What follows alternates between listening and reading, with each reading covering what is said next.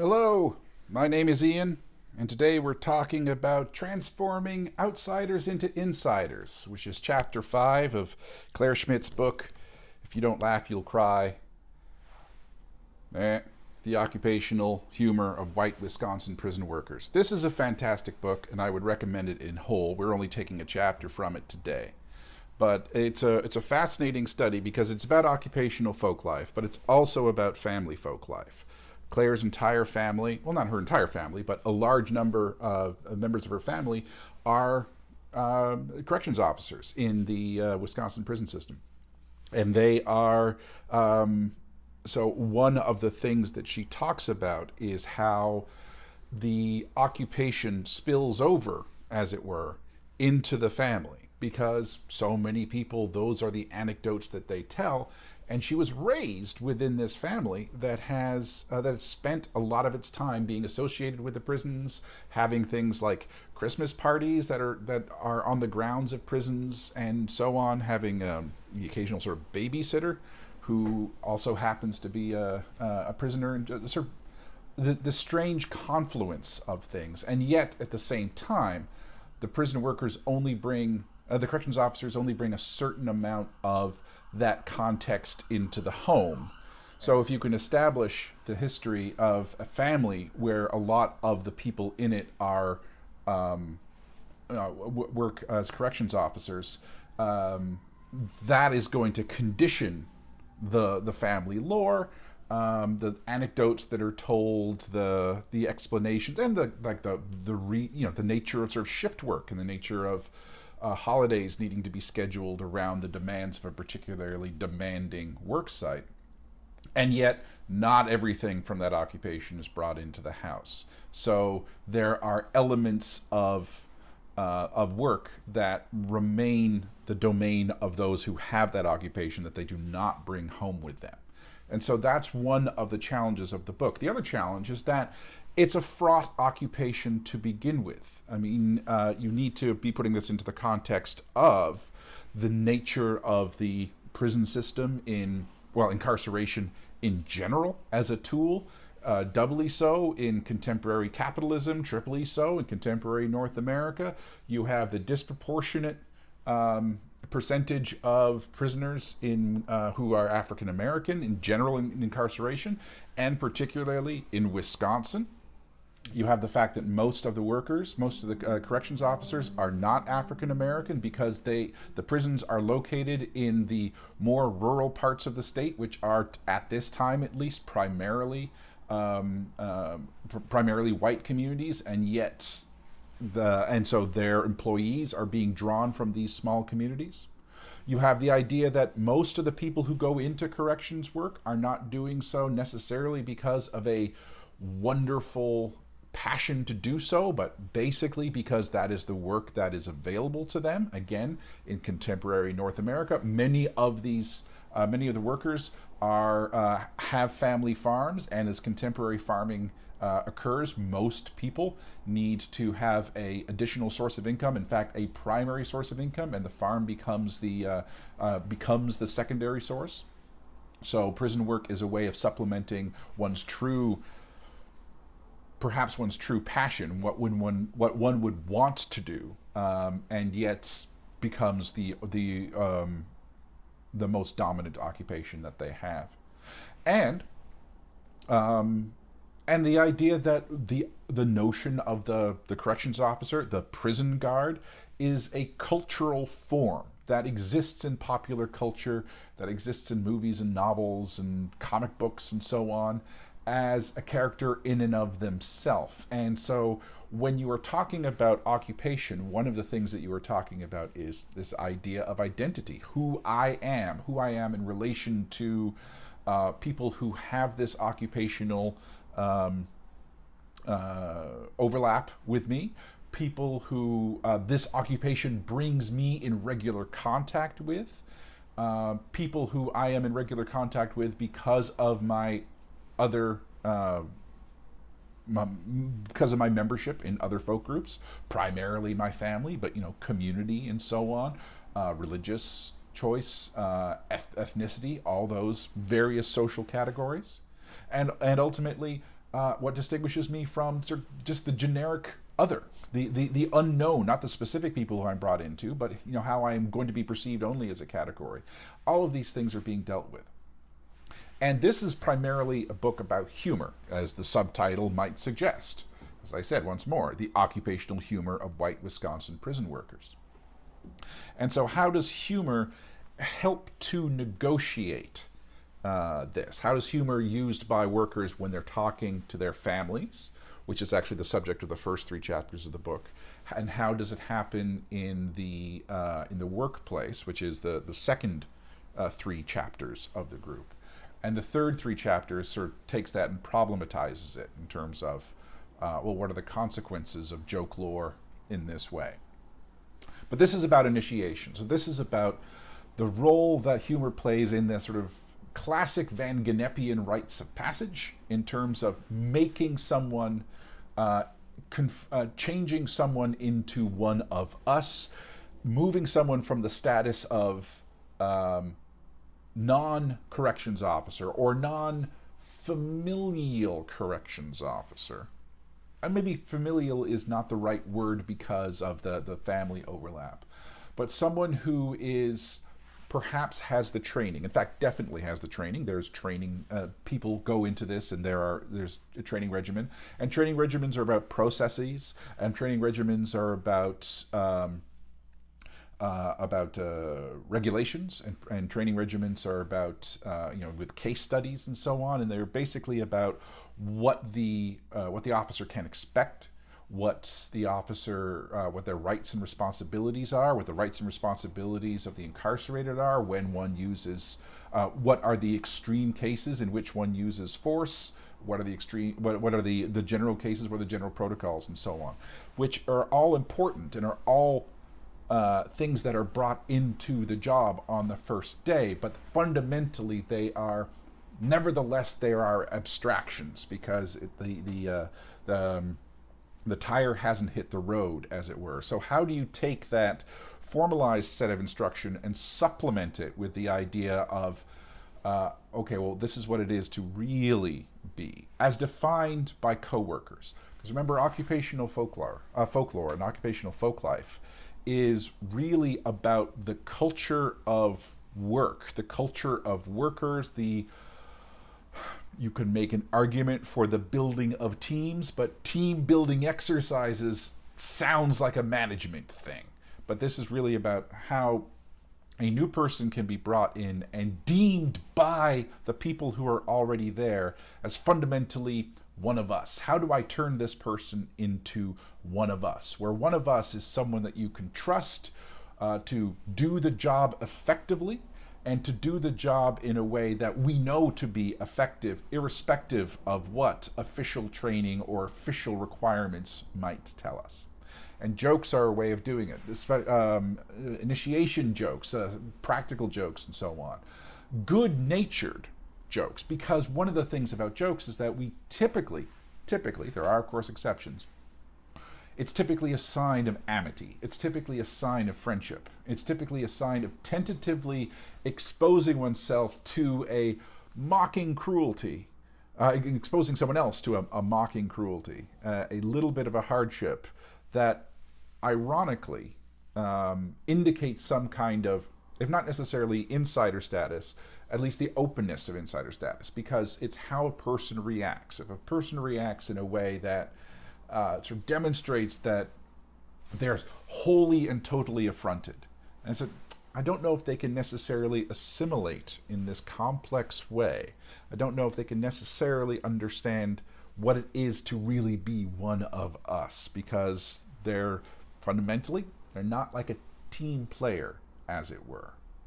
Conversely, someone who is able to do that, or rejoin, or top someone, whether we're talking about a practical joke, and they take it good-naturedly, like, you got me. Or whether in sort of a joking back and forth relationship, they take the joke that might be distasteful, that might be awful in some ways, and they're able to sort of subvert it and flip it on its end. It's like, okay, well, This is one of us. The fact that these jokes might be awful, the fact that these jokes might be built on stereotypes that are heteronormative and racist and classist and a whole bunch of things, is enough of a problem that, as I said, she devotes 3 chapters to basically unpacking that issue.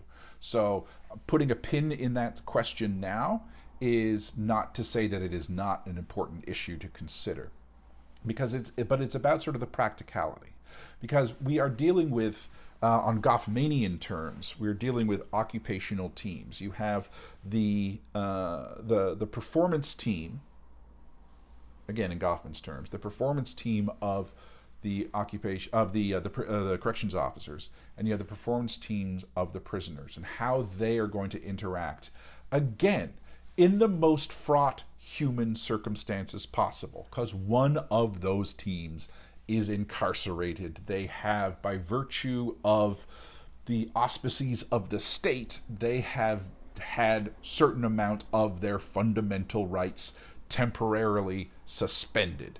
Whether that is fair or not is not 100% the corrections officer's determination or job or responsibility, but that they have been taken away is part of the mandate of the corrections officer, and to maintain the rights that they still and to facilitate the prisoners' rights that they still have. But you must imagine that these are fraught circumstances. She goes on in the next chapter to talk about how humor actually works quite well and is a regular occurrence between corrections officers and prisoners, and that is part of the I don't want to reduce it to merely functional terms, but that is one of the things that one can do,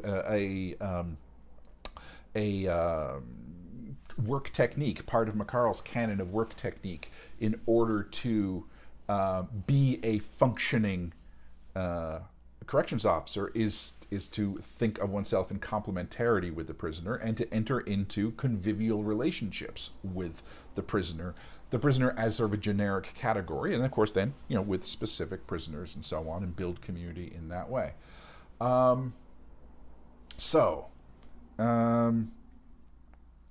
this chapter is focused on basically on the insider, because it's about building those levels of trust, building those levels of trust begets status. And I guess the idea is that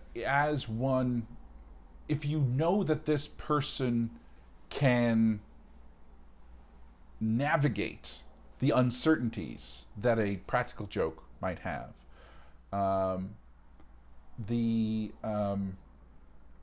you are more or less making some kind of judgment that there will be other circumstances, perhaps more severe, perhaps more intense, where this is a trustworthy person. That this person also understands that as much as the practical joke is about sort of establishing or reestablishing status, like you are a newbie, or conversely, in the practical jokes that might be against people whose promotion has been a little bit accelerated according to the status, according to the workers, not necessarily according to management. It's like, well, just remember where you came from and remember what is actually required to be a good corrections officer, not simply a good employee of this institution. If you know that, if you're constantly sort of communicating the canon of work technique, communicating this and reestablishing status, and it should facilitate those times when that canon of work technique needs to be executed to its highest, to deal with actual crises, to deal with actual disturbances, to deal with actual threats. And in addition to the jokes that are directed towards people, there's also the humorous anecdotes that are they're often located in the past. They're often sort of communicating sort of an oral history of key figures in the past. So how these people at this time dealt with these problems. And on one hand, it is the storied past is in the age prior to regulation, or at least prior to the regulations that are currently in place. So back in those days, all they had was X, Y, and Z. And so these two, and it's often the narrative of an oldster and a youngster, an established person, and named characters, actual historical characters, but they enter into the realm of a collective narrative lore, and about how someone rose to a challenge or maintained the correct attitude. And so if you can see how someone is esteemed or valued in the way of maintaining correct attitude in the unregulated era or the less regulated era, there is implicit in that. It's like, well, this is the thing that you need to maintain. We have these regulations that are suggestive of that, but suggestive of the proper protocol, but the spirit in which those are meant are about resilience that this person displayed at this time. So that sort of interesting communication. Again, what makes a good worker? What makes one of us? And she flips it around towards the end, because she talks about the status of, she talks about the role of joke and the role of humor and the role of play in the retirement party, in that sort of deconstruction. Because if you have this fraught identity of what it is to be a corrections officer, and there's a kind of unpacking. So she describes as turning an insider into an outsider again.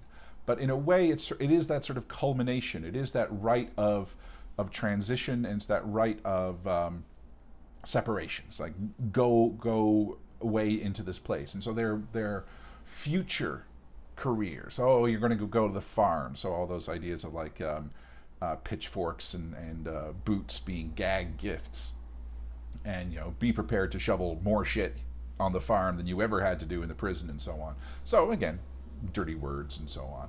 But that is enacting a kind of closing the parenthesis, as it were. The you are now no longer, through this kind of joking relationship, your status is being not undermined, but your status is being closed.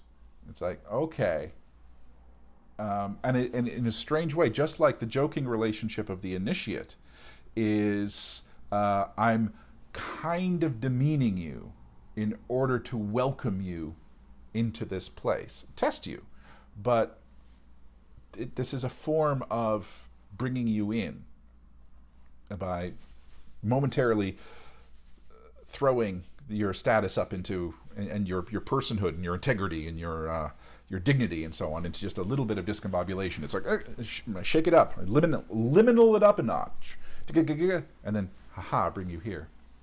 Similarly, it's like, I'm going to demean you. I'm going to make fun of you here, in large part, just to reaffirm one final time the status that you actually have in our eyes as you retire. And again, just to drive that point home, this is about the status in fellow workers' eyes. And in the anecdote about her uncle's retirement, Uncle Paul, her retirement, his retirement, the idea that there was one senior management person there, and that was like the only person that Uncle Paul actually, whose opinion he really cared about. And Uncle Paul was happy that there was no upper administration there, because that would almost be an indication that he wasn't a real worker. Where's the thing? It's important to my grandmother that I recognize that my grandfather's staff. Okay, well, this is actually a different party. It is important to my grandmother that I recognize that my grandfather's staff gave him the watch, the emblem of a lifetime of appreciated service. If my grandfather's supervisors had given him the watch, it would have meant he had failed in his mission to irritate his superiors and fight for his staff. The fact that the employees recognized him as a success was the important thing. So this is not about being a good state employee, and it should be emphasized that as she was writing this, it was just in the wake of when the governor of Wisconsin at the time, I'm going to say Rick Scott, was railing against unions in the state, and particularly was using the prison unions as sort of like the worst example. And so, emphasizing government cutbacks and so on. And he tried to eviscerate the prisons union and the teachers union, but they were the prisoners, the corrections officers unions were being held up as examples of whatever of a government waste, basically. So it was further brought the workers into solidarity with each other in the sense that they were just a misunderstood population, a misunderstood group that served a function that they didn't even necessarily personally like that much. Because even if they took pride in doing the job well, it's good to emphasize that doing the job well is about maintaining order, maintaining everyone's safety, treating the prisoners like human beings, and going home safely. It is not about being a further participant in the prison industrial complex, or in sort of the last wing of vengeance or whatever. It is not about the project of potentially dehumanizing prisoners, which is, you can argue, is a thread that exists within global culture. This isn't an anti-American screed, but the idea of prisoners get what they deserve. They are we're only the death penalty universally applied, and so on. The dehumanizing that we will do with the incarcerated is just extraordinary,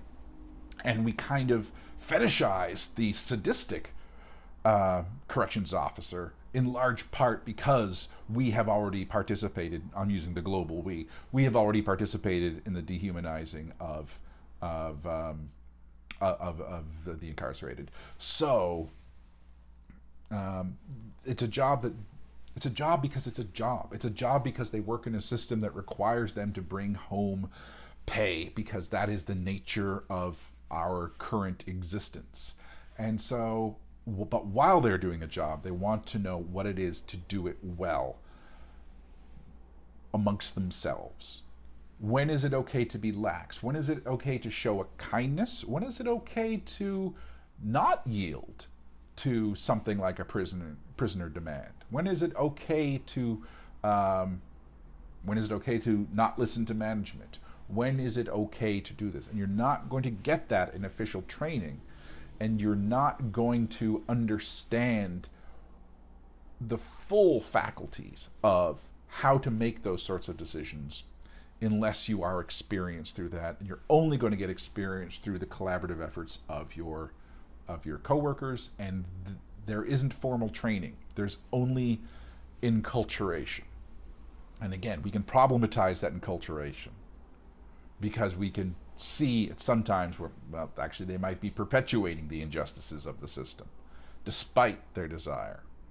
And one of the really fascinating things that she talks about, and this is where I'm going to end, one of the fascinating things she talks about in the book, and one of the fascinating things she mentions in this particular chapter as well, is the idea that no corrections officer, and they will use the word prison guard, even though that's not their official designation, they will sometimes use the vernacular term prison guard, but no corrections officer understands themselves as a typical corrections officer.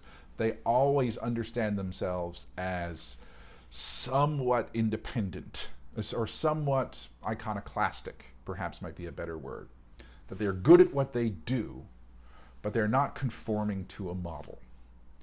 And you could perhaps make an argument that many occupations are like that, particularly ones where you know that there's a stigma associated with that.